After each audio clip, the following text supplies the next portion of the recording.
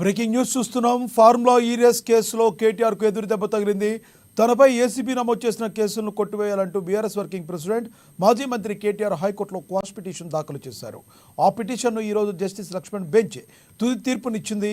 వాదన సమయంలో not to arrest ఇవ్వాలని కేటీఆర్ న్యాయవాది న్యాయస్థానాన్ని కోరారు. దీంతో ఇలాంటి పిటిషన్లు కుదరదని తేల్చి చెప్పింది కోర్టు. అలాగే ఫార్ములా ఈ రేస్లో నిధుల దుర్వినియోగం లేదని కేటీఆర్ తరపు లాయర్లు వాదించగా మనీ ట్రాన్స్ఫర్ ఫైల్పై కేటీఆర్ సంతకం చేశారని ఏసీబీ చెప్పింది.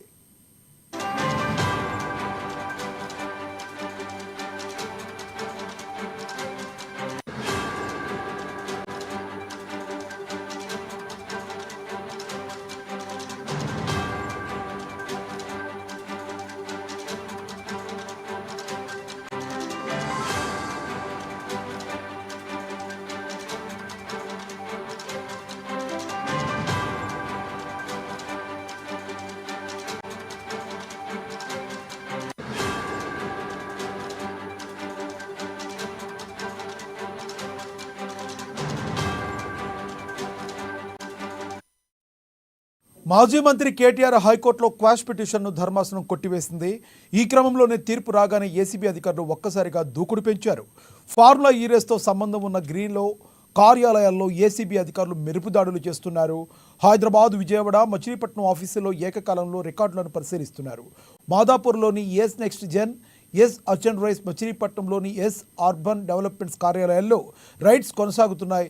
అయితే ఇవాళ గ్రీన్ కో కంపెనీ దాని అనుబంధ సంస్థల్లో సోదాలు పూర్తి చేసి పక్కా ఆధారాలతో ఈ నెల 9న కేటీఆర్ను ఏసీబీ అధికారులు విచారించనున్నారు.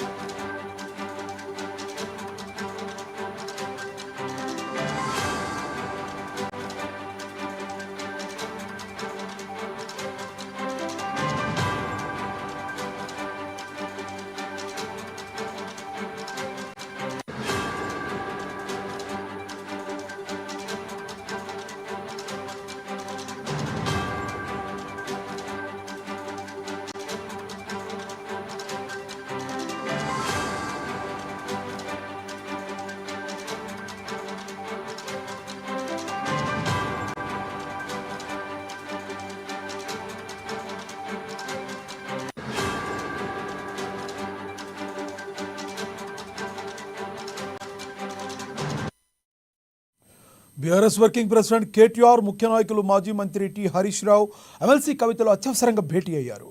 నందినగర్ నివాసంలో భేటీ అయిన కేటీఆర్, హరీష్ రావు, కవితలు తాజా రాజకీయ పరిస్థితులు, ఫార్ములా ఈ కార్ కేసులో పరిణామాలపై చర్చించారు.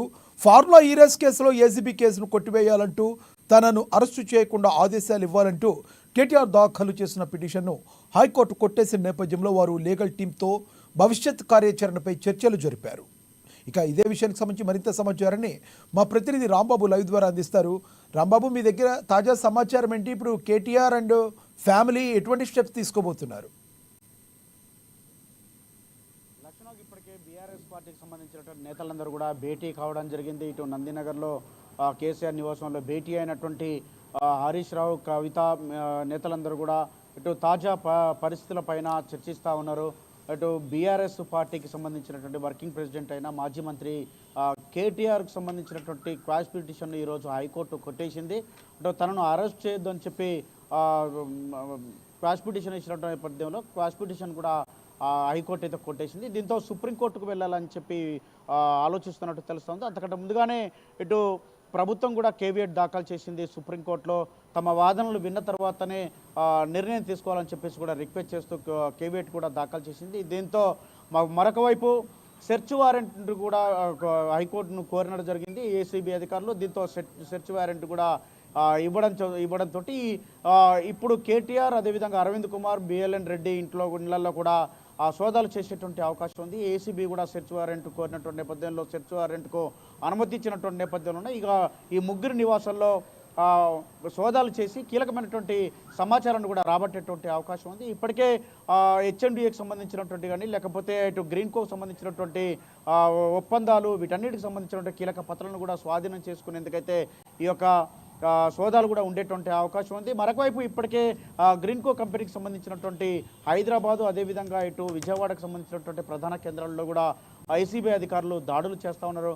కీలకమైనటువంటి సమాచారాన్ని తీసుకొని హార్డ్ డిస్క్లను కూడా స్వాధీనపరుచుకుంటున్నట్టు తెలుస్తూ ఉంది. ఇటు మాదాపూర్లో ఉన్నటువంటి గ్రీన్కో కార్యాలయంలో కూడా ఏసీబీ అధికారులు సోదాలు చేస్తూ ఉన్నారు. ఇప్పటికే సెర్చ్ వారెంట్ కూడా అనుమతించిన నేపథ్యంలో కేటీఆర్ ఇంటికి ఏ క్షణమైనా ఇటు ఏసీబీ అధికారులు అయితే వెళ్ళేటువంటి అవకాశం ఉంది. ఈ ముగ్గురు A1, A2, A3గా ఉన్నటువంటి ఈ ముగ్గురు ఇండ్లలో కూడా ఏసీబీ సోదాలు చేసేటువంటి అవకాశం ఉంది. తాజా పరిస్థితుల మొత్తం పైన కూడా బీఆర్ఎస్కు సంబంధించినటువంటి నేతలు భేటీ అయ్యారు. ఈ భేటీలో ప్రధానంగా కేటీఆర్కి సంబంధించినటువంటి ఈ యొక్క ఫార్ములా ఈ కార్ రేస్ సంబంధించినటువంటి అంశాన్ని మొత్తం కూడా చర్చించడం జరిగింది. ఏసీబీ ఇప్పటికే ఇటు అరెస్ట్ చేయొచ్చు అని చెప్పేసి ఒక సమాచారం ఉండడంతో, లేదా ఇటు ఈడీ విచారణ కూడా ఉన్నది. ఈడీ విచారణ, అదేవిధంగా ఏసీబీ విచారణ రేపు ఈ రెండు విచారణల నేపథ్యంలో ఒకవైపు అరెస్ట్ చేస్తారంటే ఒక ప్రచారం కూడా జరుగుతున్న నేపథ్యంలో బీఆర్ఎస్ నేతలు కూడా తాజాగా భేటీ అయినటువంటి పరిస్థితి ఉన్నది. ఇటు సుప్రీంకోర్టును కూడా ఇటు తెలంగాణ ప్రభుత్వం ఆశ్రయించినటువంటి నేపథ్యంలో తమ వాదన వినకుండానే కేటీఆర్కు సంబంధించినటువంటి పిటిషన్ను అనుమతించొద్దని చెప్పేసి కేవియట్ను కూడా దాఖలు చేసినటువంటి పరిస్థితి ఉన్నది. కాబట్టి ఈ అన్ని అంశాలపైన కూడా ఈ నేతలు చర్చించేటువంటి అవకాశం ఉంది. ఈ ఫార్ములా ఈ కార్ రేస్ సంబంధించినటువంటి అంశంలో సుమారుగా 46 కోట్ల రూపాయలు ఇటు విదేశీ సంస్థలకు ఇక్కడ నుండి ఇండియన్ కరెన్సీని ఎలాంటి అనుమతులు లేకుండా, ఇటు హెచ్ఎండిఏ పాలక మండలి కానీ లేకపోతే సిఎస్ కానీ ఆర్థిక శాఖ అనుమతి లేకుండా, అదేవిధంగా ఆర్బీఐ అనుమతి లేకుండానే ఇండియన్ కరెన్సీని ఇచ్చినటువంటి పరిస్థితి. కాబట్టి దీనిపైన ఇప్పటికే ప్రభుత్వానికి 8.5 కోట్ల రూపాయల భారం పడ్డటువంటి నేపథ్యంలో వీటన్నిటిపైన ఇటు ఏసీబీ ఇప్పటికే ఏసీబీ దృష్టికి వచ్చినటువంటి అంశాన్ని ప్రభుత్వం దృష్టికి తీసుకురావడం జరిగింది. ప్రభుత్వం కూడా విచారణ చేపట్టేందుకు గవర్నర్కి పంపడం, గవర్నర్ కూడా న్యాయ నిపుణుల సలహా మేరకు అనుమతించిన నేపథ్యంలో ఈ విచారణ చేస్తున్నటువంటి పరిస్థితి. నిన్న ఏసీబీ విచారణకు తాను లాయర్ లేకుండా హాజరు కానని చెప్పి కేటీఆర్ వెళ్ళిపోయినటువంటి పరిస్థితిని కూడా హైకోర్టు దృష్టికి తీసుకెళ్లడంతో క్వాష్ పిటిషన్ కూడా హైకోర్టు అయితే కేటేసింది. మరి ఇప్పుడు ఏసీబీ అధికారులు అటు ఈడీ అధికారులు విచారించనున్నారు. కాబట్టి ఈ విచారణకు సంబంధించి మరి ఏ క్షణమైనా ఇటు కేటీఆర్ అరెస్ట్ అవుతారని చెప్పేసి ఒక ప్రచారం జరుగుతూ ఉన్నది. ఇటు ఫార్ములా ఈ కార్ రేస్ సంబంధించినటువంటి అంశంలో జనవరి 9న ఏసీబీ విచారణను ఇటు కేటీఆర్ ఎదుర్కోబోతున్నారు. 7వ తారీఖున ఈడీ విచారణ కూడా ఎదుర్కోబోతున్నారు. అదేవిధంగా బిఎల్ఎన్ రెడ్డి కూడా జనవరి 10న ఏసీబీ విచారణ, జనవరి 8న ఈడీ విచారణను, అదేవిధంగా అరవింద్ కుమార్ జనవరి 8న ఏసీబీ విచారణ, జనవరి 9న ఈడీ విచారణ కూడా ఎదుర్కోబోతున్నారు. కాబట్టి దీనికి సంబంధించి ఇప్పటికే ఈ నేతల ఇళ్లలో ఈరోజు సెర్చ్ వారెంట్ ఉన్నటువంటి నేపథ్యంలో ఈ యొక్క తనిఖీలు అంటే సోదాలు చేసిన తర్వాత కీలకమైనటువంటి సమాచారాన్ని రాబట్టుకున్న తర్వాత వీళ్ళను అరెస్ట్ చేసేటువంటి అవకాశం కూడా ఉన్నట్టు తెలుస్తూ ఉన్నది. లక్ష్మీనాథ్, అయితే రాంబాబు, ప్రధానంగా ఒకవేళ వీటిలో కన్నా ముద్దాయి దోషిగా ప్రూవ్ అయితే కేటీఆర్కు శిక్ష ఎంతవరకు పడే అవకాశం ఉంది ఇలాంటి కేసులు సంబంధించి?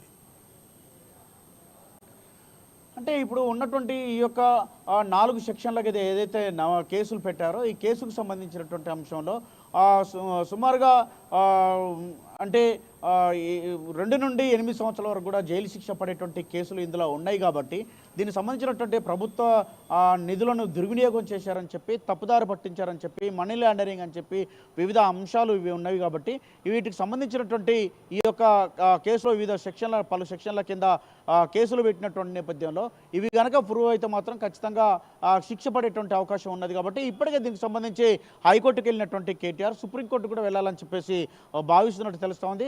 కేటీఆర్ ఇటు పిటిషన్ కంటే ముందుగానే కేవియట్ని అయితే ప్రభుత్వం దాఖలు చేసింది.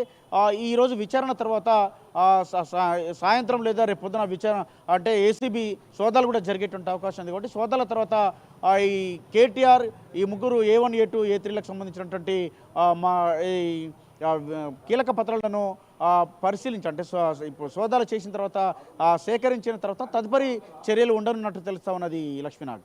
Thank you Rambabu.